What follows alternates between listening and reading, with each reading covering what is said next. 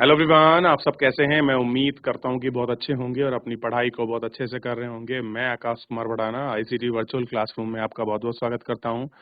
मेरे प्यारे बच्चों, जैसा आपको पता है मेरे प्यारे बच्चों, बेसिकली हमारी आपका जो है मेरे प्यारे बच्चों, हमारा आपका 7th क्लास है और 7th क्लास में हम लोग देख रहे हैं हमारे अतीत सेकंड जो हमारी बुक है हिस्ट्री की चैप्टर नंबर 4 चल रहा है मुगल साम्राज्य। तो हम मुगल साम्राज्य को पढ़ रहे हैं। चलिए देर न करते हुए हम चलते हैं सीधा अपने टॉपिक पर। चलिए आगे बढ़े। तो कल हमने देखा कि कहाँ कहाँ पर अकबर, औरंगजेब, कैसे कैसे इन लोगों ने शासन किया, क्या क्या इनकी शासन व्यवस्था के पार्ट रहे, किस किस रूप में हमने देखा और कैसे कैसे इन्होंने कहाँ कहाँ तक इन्होंने शासन किए। और इनके यहाँ उत्तराधिकार के लेकर तैमूर वंश की परंपरा थी, यानी कि ऐसी कोई परंपरा नहीं थी कि श्रेष्ठ लड़का ही सिंहासन पर बैठेगा, बल्कि अगर किसी पिता के 4 लड़के हैं तो वो चारों में साम्राज्य को इक्वली आपका डिवाइड कर देगा, ऐसा कहना था। और उसी के अनुसार तैमूर की प्रथाओं को माना जाता था कि समस्त पुत्रों में संपत्ति का जो विभाजन था वो हुआ करता था। ये हमने पढ़ा देखा। कितना है यहाँ तो ध्यान रहेगा किसी का। चलिए आगे बढ़ जाएं। गोलकुंडा, बीजापुर, बरार वगैरह को कहाँ कहाँ कर किसने अटैक किया, पहले आप देखिए, फिर मैं आपसे बहुत जल्दी प्रश्न पूछने वाला हूँ चैप्टर है संबंधित। अब कितने बच्चे ऐसे हैं जो इसको जवाब देंगे, ठीक है।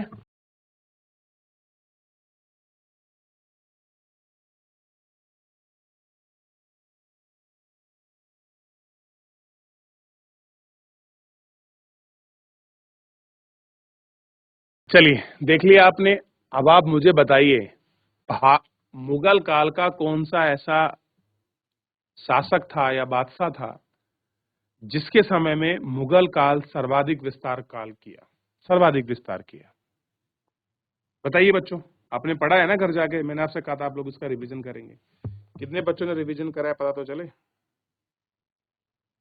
देखिए क्लियर तो हो।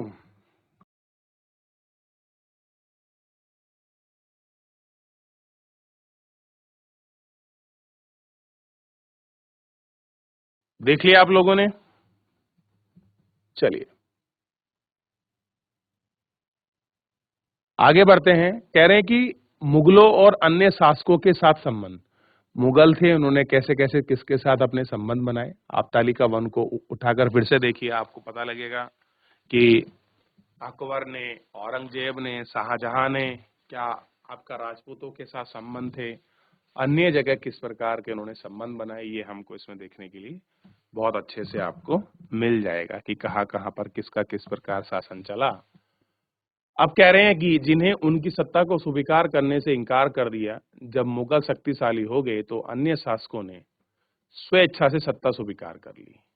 राजपूतों का इसका एक अच्छा उदाहरण है कि अनेक मुगलों घरानों ने अपनी पुत्रियों के विवाह करके उच्च पद पर प्राप्त किया है, परंतु बहुत सौ ने इसका विरोध किया। अब क्या हुआ, जब मुगल शासक थे उन्होंने अटैक किया तो उन्होंने उसकी अधीनता स्वीकार कर ली और मुगलों के साथ अपने वैवाहिक संबंध स्थापित किए, अपनी पुत्रियों का विवाह करा और उच्च पद पर बैठ गए। लेकिन बहुत लोगों ने विरोध भी करा कि नहीं, हम क्या है, हम इनके साथ कोई ऐसा संबंध नहीं बनाएंगे, चाहे हमारा साम्राज्य चला जाए, छीण बीण हो जाए। ये बात उन्होंने रखी।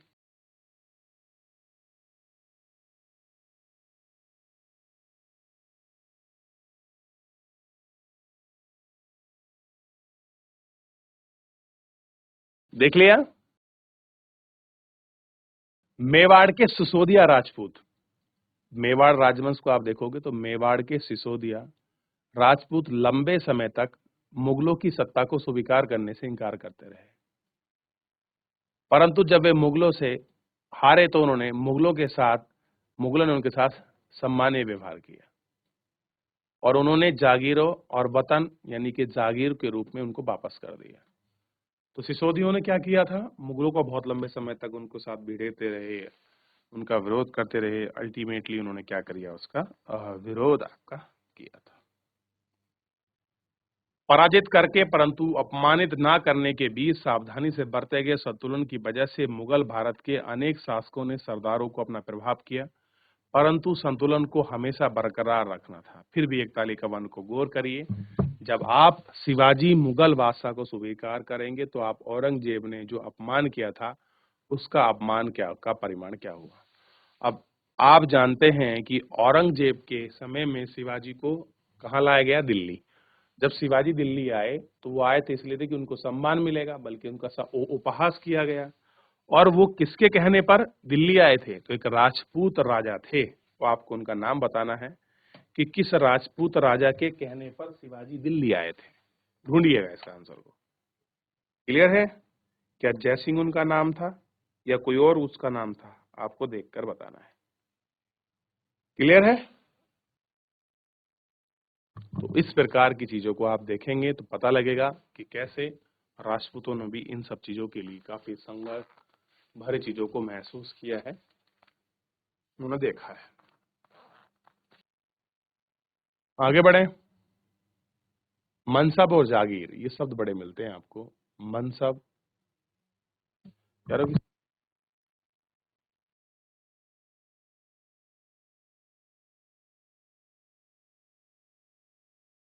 अब आप ध्यान दीजिए कि जैसे जैसे साम्राज्य विभिन्न क्षेत्र सम्मिलित हुए, हमारा साम्राज्य था बढ़ेगा, बहुत सारे क्षेत्र उसके एरिया में आएंगे, तो मुगलों ने तरह तरह के सामाजिक समूह के सदस्यों के साथ प्रशासन में नियुक्त हुए और उसी के साथ वो आपके प्रशासन में आए।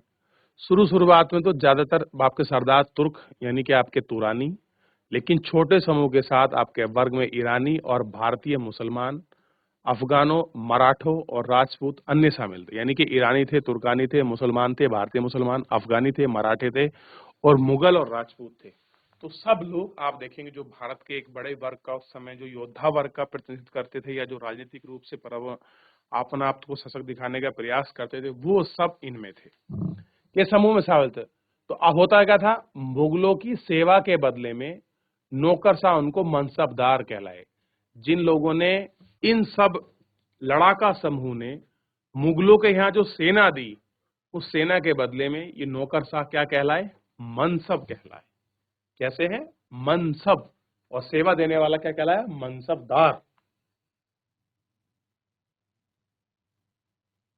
क्या कहलाया? मनसबदार कहलाया। क्लियर है?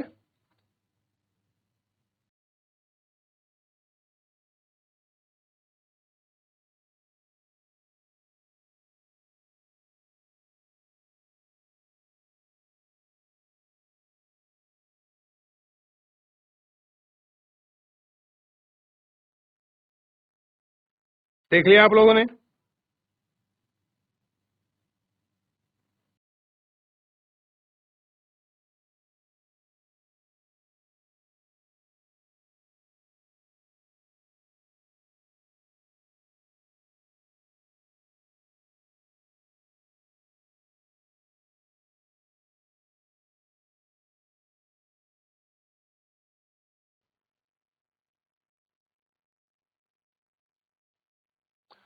मनसबदार शब्द का प्रयोग ऐसे व्यक्ति के लिए होता था जिनका कोई मनसब यानी कि सरकारी हैसियत। मनसब का मतलब आप देखेंगे तो सरकारी हैसियत से उनका मतलब होता था या पद। अब जैसे मान लीजिए आप हैं, आपको अगर मैं पुलिस में भर्ती कर दूं तो सिपाही का मनसब अलग होगा, दरोगा का मनसब अलग होगा, इंस्पेक्टर का मनसब अलग होगा, सीओ का अलग होगा, एडिशनल एसपी का अलग होगा, एसपी का अलग होगा, एसएसपी का अलग होगा। क्लियर है? डीआईजी का अलग होगा, आईजी का अलग होगा, एडीजी का अलग होगा, डीजी का अलग होगा। तो उसी प्रकार से जैसी जिसकी हैसियत थी उसी के हिसाब से उसको पद मिला हुआ था। कहते ना कि ये बड़े मनसबदार हैं, ये छोटे मनसबदार हैं। ठीक, यह मुगलों द्वारा चलाई गई श्रेणी व्यवस्था थी जिसमें पद, वेतन, सैनिक उत्तराधिकारी निर्भर थे। जितना जितना बड़ा पद होगा उसको वेतन बड़ा मिलेगा, उतनी उतनी बड़ी सेना उसके पास रहा करती थी। तो ये सब एक दूसरे से कैसे हैं? को रिलेटेड है। पद और वेतन का निर्णय किया था और संख्या जात जितनी अधिक होती थी दरबार में अभिजात प्रत्यय उतना ही बढ़ जाता था, उसका वेतन भी उतना ही अधिक होता था। जो सैन्य उत्तराधिकार मनसब के सौंपे जाते थे उन्हीं के अनुसार इन्हें घुड़सवार रखने पड़ते थे, उसी के अनुसार। मनसबदार अपने महासवारों का निरीक्षण करने के लिए वे सैनिकों को घोड़े को दागते थे और सैनिकों का पंजीकरण करवाते थे। कार्रवाई के बदले उन्हें सैनिकों को वेतन देने के लिए धन मिलता था। क्या मिलता था? उनको धन, जो पैसा, जो कुछ सुनिश्चित किया गया था, वो सारी चीज उनको मिलती थी। क्लियर है? तो ये हर जगह होता है और उसी के अनुसार आपको देखना भी चाहिए।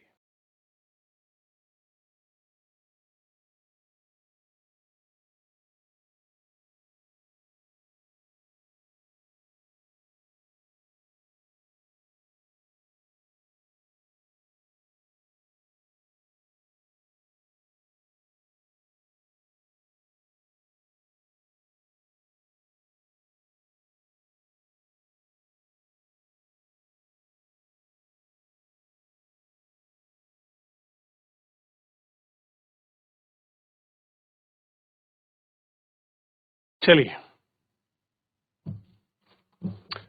मनसब का वेतन, राजस्व।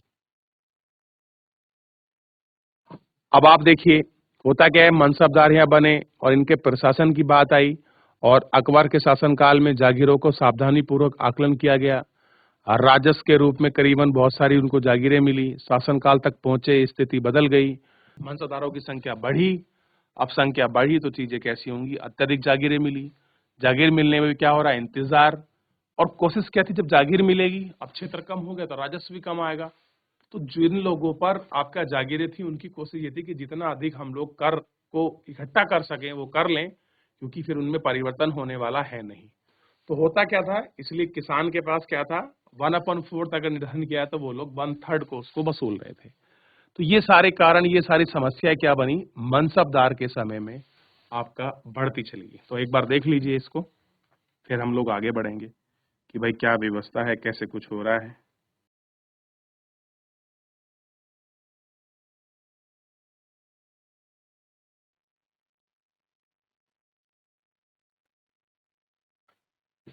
आगे बढ़े बच्चा,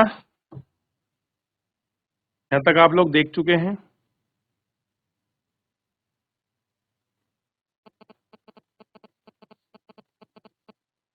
चलिए, उम्मीद करता हूं कि आप लोगों ने अच्छे से समझा होगा, पढ़ा होगा। फिर इसमें आगे बढ़ेंगे हम लोग।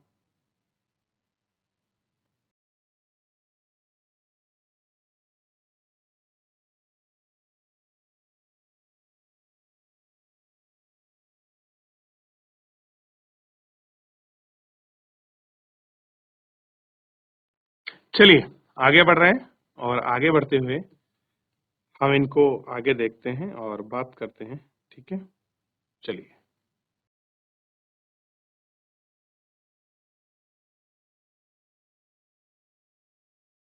अब इतना आपने देख लिया, यहाँ तक मनसबदारों की व्यवस्था। आप चित्र 5 में अपने साथ मनसब अभियान को देख सकते हैं। शाहजहां के राजकाल में एक लघु चित्र ब्यौरा है, जहां जागीर के समय में भ्रष्टाचार को दिखाया गया है कि भ्रष्ट अफसर रिश्वत लेते हुए एक अधिकारी गरीब किसान को सजा दे रहे हैं। अब देखिए, यहाँ तो अभियान है और यहाँ देखिए, यहाँ वो पैसे ले रहे हैं और वो नहीं दे पा रहे हैं तो उनको मारा जा रहा है। होता क्या था, जब हमने किसी को राजस्व दे दी तो सरकार का नियंत्रण जो था थोड़ा सा हल्का रहता था। हालांकि आकलन था, लेकिन कभी कभी क्या होता था, बहुत जगह पर राजस्व अत्यधिक वसूला जाता था, जिससे किसानों का शोषण होता था। जब्त और जमींदार मुगलों की आमदनी का प्रमुख साधन किसानों की उपज से मिलना था। अधिकतर स्थानों पर किसान ग्रामीण कुलीन यानी कि मुख्य तथा स्थानीय सरदारों के माध्यम का राजस्व थे। समस्त मध्ययों के लिए चाहते थे कि वे स्थानीय ग्राम के मुखिया हों या फिर शक्तिशाली शासक सरदार एक संधे जमीन का प्रयोग करते थे। कैसे थे? सबके पास एक जमीन थी, एक जमींदार का सब था, उनको वो अपनी टाइटल को लेकर या उन सब चीजों को लेकर वो अपना चलते थे कि भाई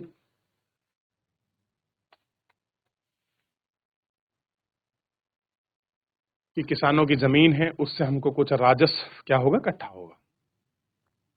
मुखिया स्थानीय सरदारों के माध्यम से राजस्व देते थे। समस्त मध्यस्थों के लिए चाह वाले स्थान, मुखिया, ग्रामीण, इन सब चीजों को या फिर शक्तिशाली सरदार, इन सारी चीजों को आपका शक्तिशाली सरदार के रूप में बनाया था। तो मुगल शब्द एक क्या है? मुगलों ने ही सबसे पहले जमींदार शब्द का भी प्रयोग किया है। क्लियर है? ये आपको क्लियर होना चाहिए, ध्यान रहेगा। अब अकबर के उस समय के राजस्व मंत्री हुए हैं, राज्य राजस्व मंत्री, जिनका नाम क्या है, टोडरमल। टोडरमल ने व्यवस्था चलाई थी राजस्व की। 10 साल कल कल अवधि में कृषि की पैदावार, कीमतें और कृषि की सावधानी पूर्वक निरीक्षण। पहली बात तो हम ये सुनिश्चित करेंगे, मुगल काल की बात कर रहे हैं और खासकर अकबर के टाइम पीरियड में, सबसे पहले हमको ये सुनिश्चित करना चाहिए कि पैदावार कितनी है, फिर उसकी कीमत कितनी है, और फिर देखें कितनी जमीन पर कितना पैदा हो रहा है। इन आंकड़ों के आधार पर प्रत्येक फसल का नगद रूप में कर निश्चित कर लिया गया। मान लीजिए आपके यहाँ गेहूं है 10 कुंटल, और इस 1 कुंटल गेहूं का मान लीजिए 100 रुपए है, तो आपके पास 1000 रुपए हो गए, हमको राजस्व के रूप में 200 रुपए चाहिए नगद, ठीक, निश्चित किया, ठीक है, ध्यान रखना, नगद के रूप में। प्रत्येक सूबा, सूबा मतलब प्रांत, स्टेट को, प्रांत को मंडलों में बांटा गया। अब आप देखते हैं जैसे हमारा उत्तराखंड है, 2 मंडलों में बांटा है, कुमाऊं और गढ़वाल मंडल, ऐसे इन्होंने बांटा, ठीक। और कह रहे हैं कि हर एक फसल की राजस्व की अलग सूची बनाएगी। आप अगर गेहूं उगा रहे हैं उसका राजस्व अलग होगा, चावल उगा रहे हैं उसका अलग, मंडवे का अलग, दाल का अलग, सरसों का अलग, चने का अलग, मटर का अलग, आलू का अलग, फल का अलग। अगर सब पर ऐसा बनाएंगे तो फिर तो दिक्कत होगी, तो सबके लिए अलग बनाया और उसके लिए करों की दरों को भी अलग तरह से सुनिश्चित किया गया। राजस्व प्राप्त करने की व्यवस्था को जब्त कहा जाता था। जिस व्यवस्था के साथ हम राजस्व प्राप्त करते थे उसको क्या कहा गया, जब्त। यह व्यवस्था उन स्थानों पर प्रचलित था जहां पर मुगल प्रधान अधिकारी भूमि का निरीक्षण करते थे और सावधानी पूर्वक उनका हिसाब रखते थे। ऐसा निरीक्षण गुजरात और बंगाल प्रांतों में संभव नहीं हो पाया, यानी कि और जगह पर ये कर पाए, लेकिन बंगाल और वहां संभव नहीं हुआ। कुछ क्षेत्रों में जमींदार इतने शक्तिशाली थे कि मुगलों द्वारा शोषण किए जाने की स्थिति में वे विद्रोह कर सकते थे, और कभी कभी एक ही जाति के जमींदार किसान मुगल सत्ता के खिलाफ मिलकर विद्रोह कर देते थे। मान लीजिए को तुम इंटरफेयर कर रहे हो, 10-5 मजबूत जमींदार मिल जाए जिनके पास मान लीजिए 200-500 गांव की जमींदारी है, अब ऐसे करके 10 भी मिल गए तो 5-10, 5,000, 6,000 गांव हो जाते थे, यानी कि 1-2 मंडल। अब कौन उनसे लड़े, अब छोटी सी बात के लिए कम से कम राजस्व दे रहे हैं हमें निश्चित। तो सरकार भी या उस समय की जो व्यवस्था थी वो भी आपका विरोधात्मक जो स्थिति थी उससे वो बचने का हमेशा प्रयास किया करते थे। क्या हो कि हम लोग कोशिश करें कि ना भिड़े, आपस में चीजें हमारी स्टेबल बनी रहे, सबकी कोशिश यही रहती थी। क्लियर है?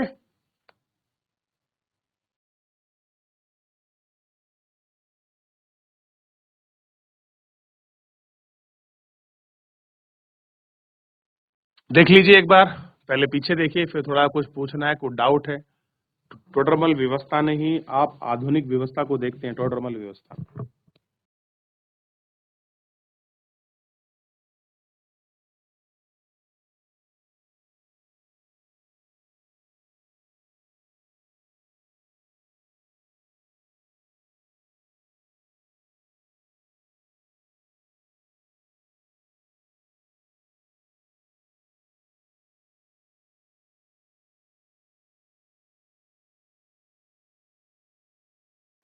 आगे बढ़ जाएं, तो यहाँ तक तो आप लोगों ने अच्छे से देख लिया होगा, आई होप कि चीजें आपको क्लियर हो गई हों कि कैसे कुछ है, क्या चीजें हैं, किस तरह से ही फैला हुआ है। इस पूरी व्यवस्था को आपने समझने का प्रयास किया कि आखिर में राजस्व प्रणाली क्या थी मुगलों की, कैसे तरह से वो काम कर रहे थे। अब कह रहे हैं कुछ क्षेत्र जमींदार में इतने शक्तिशाली थे कि वो आपके कभी कभी मुगलों का हम मुगल प्रशासन शोषण होता था और वे विद्रोह कर सकते थे, और कभी कभी जाति के जमींदार कहीं पर राजपूत होते थे, कहीं पर चौधरी, मुकद्दम, खूद, ये लोग हुआ करते थे। ये मिलकर विद्रोह ना कर दें तो मुगल साम्राज्य की एक चुनौती आ जाएगी, इसलिए सारी चीजें हैं। अकबरनामा का भी मौका मिले जीवन में पढ़ें, थोड़ा कुछ व्यक्तिगत जानकारी इकट्ठा होती है, ऐसे चीजों को हमें पढ़ना चाहिए जीवन में। क्लियर है कि बहुत सारी व्यवस्थाओं का, बहुत सारी चीजों का हमको पढ़ने के बाद ही क्लियर होता है।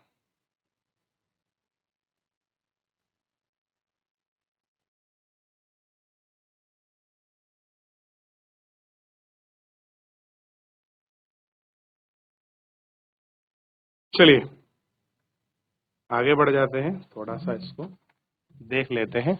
चलिए।